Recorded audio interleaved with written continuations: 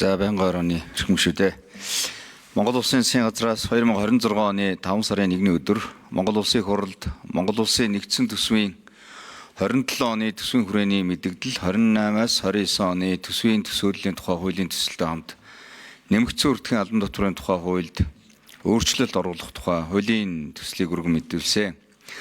Уг төслийн үжил баримтлал болон төслөөр зохицуулах харилцаа нь Монгол Улсын хурлаас 2025 оны 11-р сарын 14-ний өдөр баталсан нэмэгдсэн үрдэхийн албан татварын тухай хуульд нэмэлт өөрчлөлт оруулах тухай хуулийн зохицуултыг бүхэлд нь хүчингү болгох асуудлыг хөнцөө. Гэвч хуулийн төсөлд одоогийн хүчин төгөлдөр үйлчилж байгаа нэмэгдсэн үрдэхийн албан татварын тухай хуулийн 15 дугаар зүйлийн 15-ын 2-ын 1 дэх заалтыг яг тухайн бичлэлт бүхий үг өгүүлбэр найруулгаар өөрчлөн найруулахаар тусгаж өргөн мэдүүлсэн. Хууль тогтоомжийн тухай хуулийн 24 дугаар зүйлийн 24-ийн 9 дэх хэсэгт өөрчлөлт оруулж байгаа зүйл хэсэг заалтын зарим нэр томьёо үг хэллэгийг өөрчилсөн буюу хасснаар түүний утга агуулга нэг мөр ойлгохдохгүйгээр байвал түүнийг өөрчлөн найруулна гэж заасан байдаг. Гэтэл хүчин төгөлдөр үйлчилж байгаа тухайн хуулийн тухайн заалтыг яг тухайн бичлэлт бүхий үг өгүүлбэр найруулгаар өөрчлөн найруулна гэдэг нь хууль тогтоомжийн тухай хуулийн дээрх заалттай зөрчилдөхөөр байсан.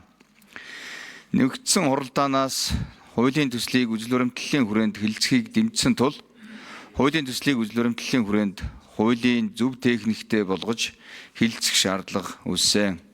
Иймээс Улсын хурлын гишүүн Наранбаатар засгийн газраас өргөн мэдүүлсэн нэмэгдсэн үрдэхийн албан татварын тухай хуульд өөрчлөлт оруулах тухай хуулийн төслийг хууль санаачлагчид нь буцааж дунд хугацааны төсвийн хүрээний мэдэгдлийн тухай хуулийн төслийн 3 дахь хэлэлцүүлгийг явуулах үед Монгол Улсын хурлаас 2025 оны 11-р сарын 14-ний өдөр баталсан нэмэгдсэн үрдэхийн албан татварын тухай хуульд нэмэлт өөрчлөлт оруулах тухай хуулийг хүчингү болгох хуулийн төслийг байнгын орооноос санаачлан боловсруулж хэлэлцүүлэх гэсэн зарчмын зөрүүтэй санал гаргаж байнгын хороо нэгдсэн хуралдаанаар тус хэлэлцүүлсэн. Уг саналыг нэгдсэн хуралдаанаар дэмжснээр Монгол Улсын хурлын чуулганы дэгийн тухай хуулийн 39-р зүйлийн 39-25 дахь хэсэг 41-р зүйлийн 41-ийн 12 дахь хэсэг заасныг тус үндэслэн Монгол Улсын хурлаас хуулийн төсөл буцаах тухай Монгол Улсын хурлын тогтоолын төслийг баталсан.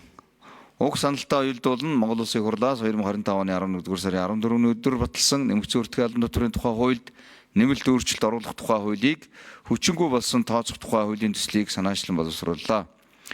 Хуулийн төсөл нэг зүйлтэй энэ зүйлээр Монгол Улсын хурлаас 2025 оны 11-р сарын 14-ний өдөр баталсан нэмэгдсэн үрдэхийн албан татварын тухай хуульд нэмэлт өөрчлөлт оруулах тухай хуулийг хүчингү болсон тооцох зохицуултыг тусгасан болно.